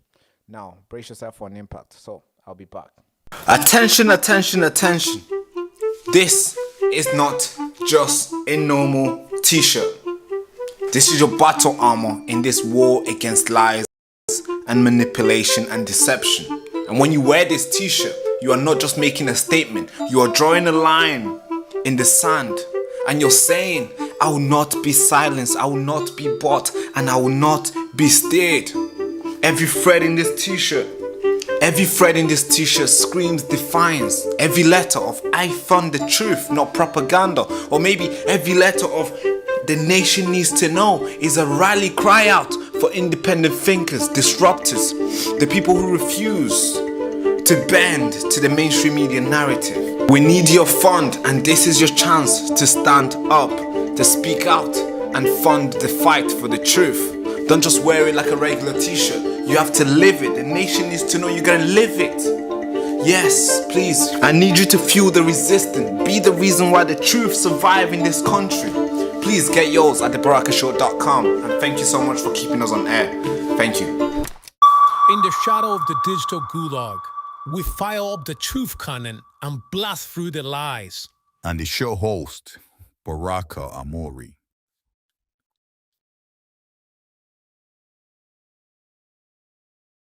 Attention, attention, attention. This is not just a normal t-shirt. This is your battle armor in this war against lies and manipulation and deception. And when you wear this t-shirt, you are not just making a statement. You are drawing a line in the sand. And you're saying, I will not be silenced. I will not be bought. And I will not be steered. Every thread in this t-shirt screams defiance. Every letter of I found the truth, not propaganda. Or maybe every letter of the nation needs to know is a rally cry out for independent thinkers, disruptors, the people who refuse to bend to the mainstream media narrative. We need your fund, and this is your chance to stand up, to speak out and fund the fight for the truth. Don't just wear it like a regular t-shirt. You have to live it. The nation needs to know you're gonna live it. Yes, please. I need you to fuel the resistance. Be the reason why the truth survive in this country. Please get yours at thebarakashow.com. And thank you so much for keeping us on air. Thank you. In the shadow of the digital gulag, we file up the truth content and blast through the lies. And the show host, Baraka Amuri.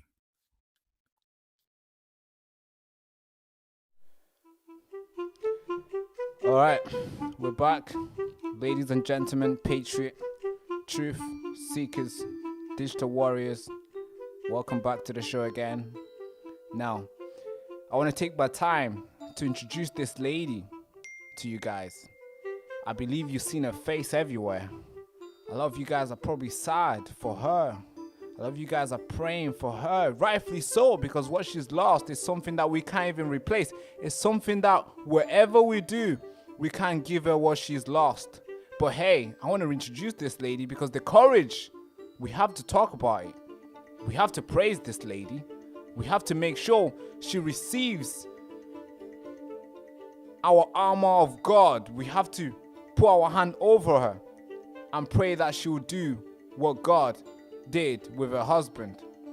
So ladies and gentlemen, I want to take this time to introduce Erica Kirk. I want to cover this story because I believe it's important, because what I've seen yesterday was surprising to say the least, because nobody has ever done that before. In my eyes, I've never seen somebody go through this much pain and come out so strong. This is something that Christianity breeds, and you can tell God is working through her, and I can tell that what she's going to do the next coming days is going to be so powerful. And God, yeah, this is sick. It's sick how you lose your husband, you lose your friend, your CEO, your leader in the company. You lose the most important person in your life. And you know, you've seen a picture of the person who has caused so much pain in your life, who has basically paused the world, like stopped everything for you. And you've seen that person, and you still have the courage to stand at the podium, to stand at the at the pulpit and say that, hey, I know what you're trying to do. I'm going to stand unfazed. I will not be stirred. And I forgive you in the name of God, because I'm not going to do the judging. God will do the judging for me, and I forgive you. I mean, there's strength to do that. You have to praise this, and you have to give the credit. Here's Erica Kirk showing the strength that a lot of people can't even show today. The strength that you wouldn't be able to search until today.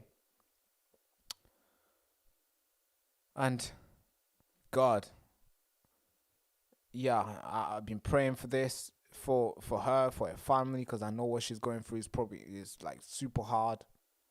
But you can tell she's so strong that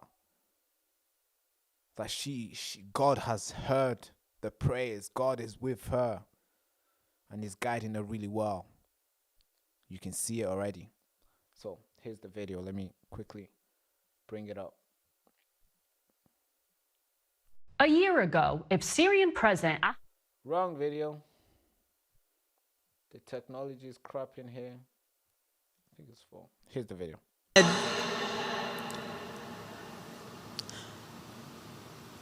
Father, forgive them, for they not know what they do. That man,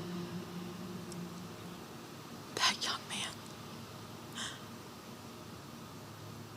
I forgive him.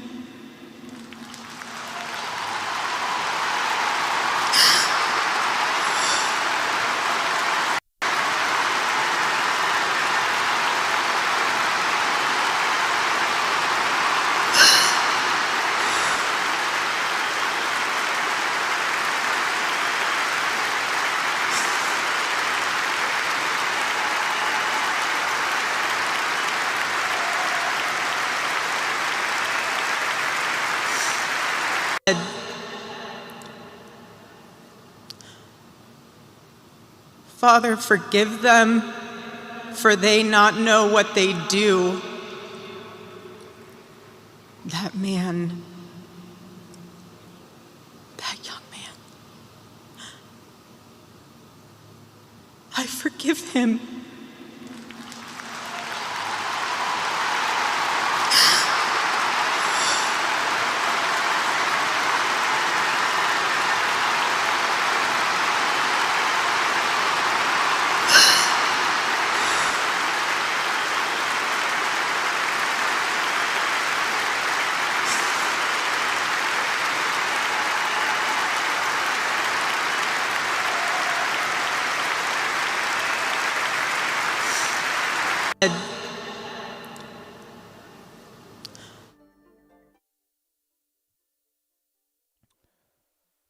What you just seen there is something that I was not expecting yesterday. Nobody was expecting this. Because what she just shown to us yesterday, that God is working through her, that Christianity works. And God is working on all our prayers. The unification right there is powerful. No violence, no rioting, no calling for violence. Because I know some people would have done that, and rightfully so, to be fair. But no, she did not do that. She did not go and talk about how horrible things are. But instead, she was happy for his life. Happy that he has achieved so many things at the age of 31. A lot of people are dying at the age of 110, and you ask them, hey, what did you do? They have nothing to say. But somehow this guy died at the age of 31, and somehow we can, we need all our fingers to count the things that he's done. We need the amount of people that turn up at the stadium is like insane to pay tribute and celebrate his life. So she lost something big and so important. But instead other people would have called for violence and stuff. Other people would have called for vengeance. But no, God is working through her. And God said, hey, we forgive. We forgive. And that's what she did. And that is powerful. Wow. I was talking to a friend yesterday about exactly this clip. I was like, man, that is insane. That is powerful. I don't think anybody in the stage expected. And that's why that clip itself has been viewed by millions of people. I think billions probably. Half of the world have seen that. The whole world probably seen that. Because that is an example of a strong woman. That is an example of a leader. That is an example of a unifier. She's a unifier. The unity there is strong. She moved. Not just people on the right, but people on the left as well. Moved. And that's how much power you get when you are walking with the armor of God. And now, I want to break news right now. Reports are coming in right now to me as well.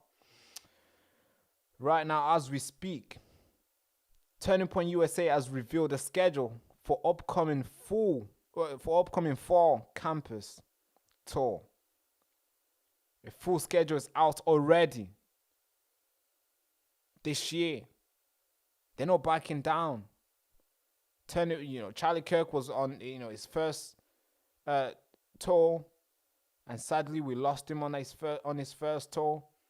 But the team is out there. The spirit is alive, and it's gonna work through all these people who have lined up to work for this company. So the next time you're gonna see Turning Point USA at the campus is 22nd this month. Wait, is that this month? 9? Oh, today. Talk about speed. That is sick. That is powerful. So right now as we speak, they are in Minnesota. And the next time it will be 24th, then 30th, then October 7th, October 9th, October 16th, October 21st, October 27th, October 29th, November 5th, November 10th, and the list goes on. So they're not backing down. It's like Goliath.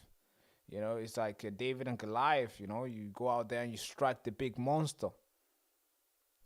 Unfazed. Nobody's seen it coming. You know, it's like Gladiator. I seek my vengeance. And that's powerful what we're seeing here. This is something that we can take a book, you know, we can copy this and try, you know, and try implement it in our life, because there's a lot of things to learn from this lady. I didn't know this lady as well. I knew Charlie, watch him all the time, but I didn't know this lady. I knew, you know, he had a wife, Erica. I never really followed her. I never really checked on her. But man, the strength, the introduction from her to our lives through the screen, powerful. And you can tell what Charlie built. You can tell she has a lot of contribution into it, because look how strong she is. And now she's going to be out there as a CEO of Turning Point USA. Yeah, brace yourself for an impact, because this is just the greatest revival, I might say, the greatest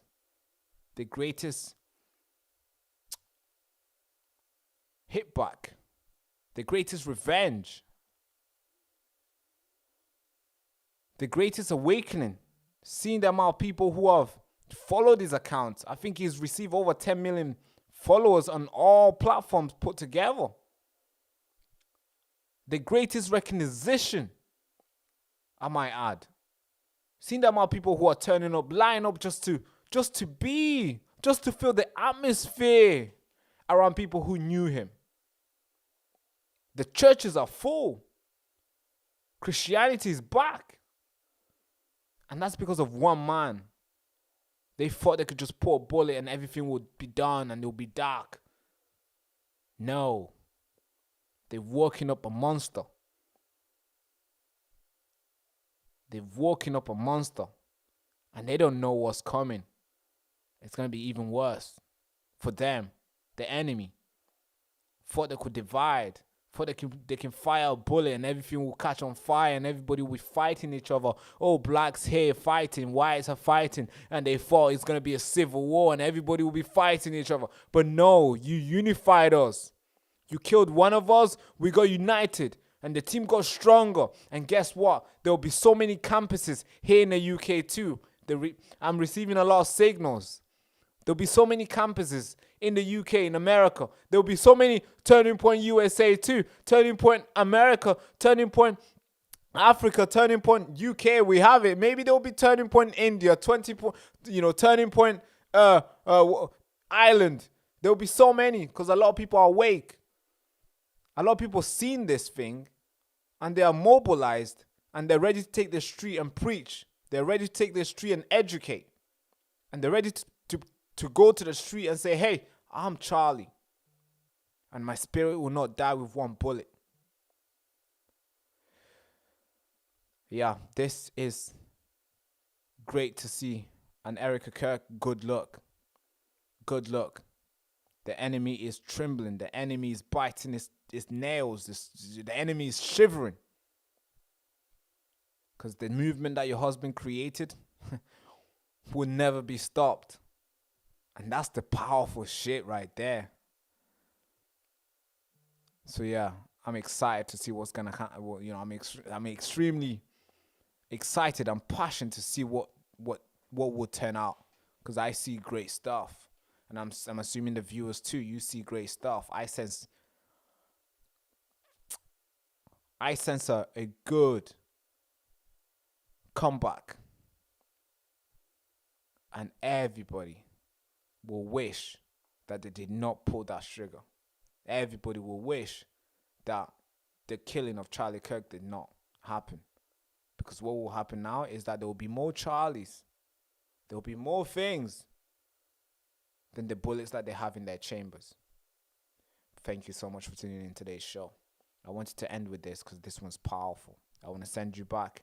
I mean, it's 10:30 now. We've been broadcasting for 2 hours. I want to say thank you for joining us today. It was powerful. I enjoyed it. I hope you did too. It was it was good. I enjoyed it, and I can't wait to do the one tomorrow. I almost canceled today. That's why we started at 7 o'clock. We usually start at 5, but we did it anyway. We won. Thank you so much.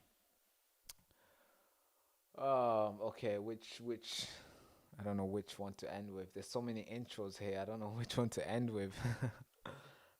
Which one should we end with? I want to end with something exciting. So let's put this. I want to end with this. This intro is so exciting. This is a new intro that the team has created, and I think you're gonna love it. So thank you so much for tuning in today's show. If you're new to the channel, make sure you like, comment, subscribe. If you have cousins, brothers, sisters, please share this broadcast to them. Send them the channel. Tell them to subscribe. Tell them the Baraka Show is alive. Tell them the Baraka Show is back. Finally, we fought YouTube and we won. We're going to keep on winning. And we're coming for the for everybody's screen. We're coming for everybody's screen, and we're going to be there. Thank you so much. Without further ado, hand to the head salute. Bye-bye, bye-bye, bye-bye. So then I was born in a refugee camp in Tanzania. At the time, there's so many people ran there. A lot of people were going there, real refugees, after being butchered from the civil war that erupted in Congo. My parents applied for asylum to all the countries. They waited. Now, then I was born in that camp, the same camp. I'm talking tents. I was born there. Now, we're waiting and waiting. For 14 years, we were waiting. Now, of course, these guys could choose to wait as well, but these guys hijacked that and they come in the country illegally. Now, the media will brand you guys racist, far right, the worst people here, the worst group here. How come the good group didn't invite me to go speak over there?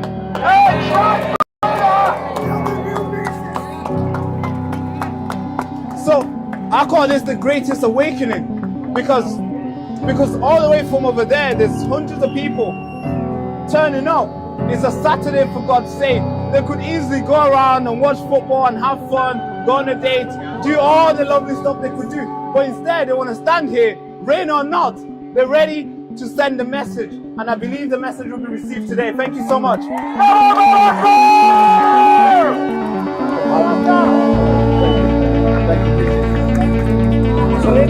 For anybody in the back, I struggled to hear this young man's story. What incredible, brave young man. Oh yes, I